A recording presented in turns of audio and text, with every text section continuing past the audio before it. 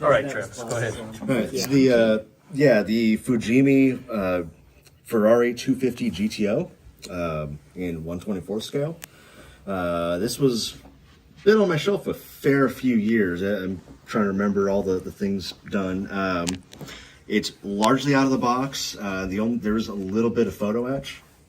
But some of the parts were quite fiddly, and as I said, this was a number of years ago, so I was not using, tweezers or a lot of the other tools that I currently use. So things like the hood latch, it's actually like a leather belt setup. I didn't even bother putting that on there.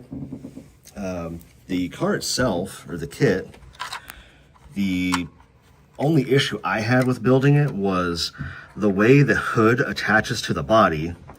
I had so many issues with the way the rod, there's supposed to be a cross member, and then there's a piece on the underside To glue it onto. and it just did not want to work. But as you can see, This works better because then you Yeah. can display your engine. So that engine looks nice. it's a Needs to be weathered. I think it's a 30-degree V12 is what Ferrari had developed for this thing.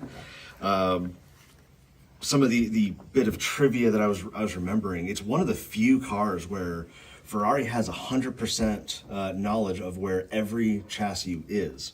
I think they only made like 12 or 15 of these things. This specific car is actually none of the existing chassis. I used a Tamiya rattle can for the color I had left over from an old, I think it was like a Hudson build I was doing. So that's why I got the nice like creamy off-white. I thought it would look really good on the paint Ferrari. job's really good. Yeah. So went with that. The seats, I went with more like a brown leather look rather than, I forget what color the kit calls for, but I didn't use it either. Kit went together really well. Didn't have many issues other than the hood problem I had. I liked it well enough. I've got another one in the stash that's partially built. Need to get working on at some point. That's a Fujimi kit? Yeah. Wow. How many coats of paint do you think you put on there? How many coats? Yeah. So the kit is the body shell is molded in red plastic. So I definitely had to prime it. And this is back when I was just rattle canning everything. So that's probably 2 or 3 layers of white to go from, because I had black primer. I don't bother with the lighter colors. And so to get that nice solid white in there. But Jim's just happy you got out of his lane and not making planes, okay? Very nice. Very nice. Amazing how the nightmare was to balance 6 carburetors, Yeah.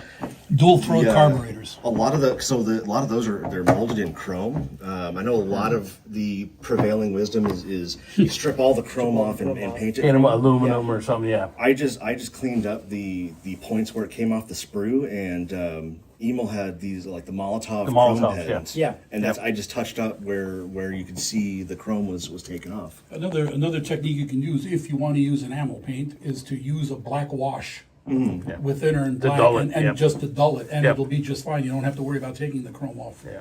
Right. And it also highlights all the details too. Yep. Yeah. I was working on a monogram Mustang and had to try to do the strip the chrome thing.